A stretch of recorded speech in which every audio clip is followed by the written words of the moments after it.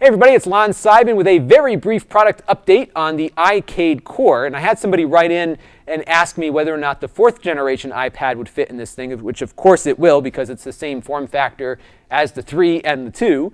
But the new iPad, the iPad Air, is a lot thinner because it has, first of all, less thickness to it, but also because the bezels are thinner on the sides. So the question is, does it fit? And the answer is yes, it does fit.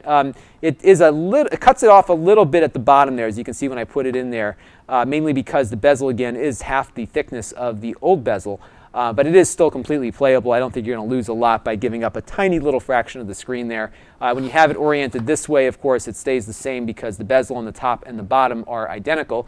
The only other thing to keep in mind when thinking about buying a Bluetooth joystick like this one for your iPad or iPhone is that Apple now has its own standard for joysticks, which is separate from how these operate. However, the iCade standard has kind of made its way into a lot of third-party Bluetooth wireless joysticks and gamepads.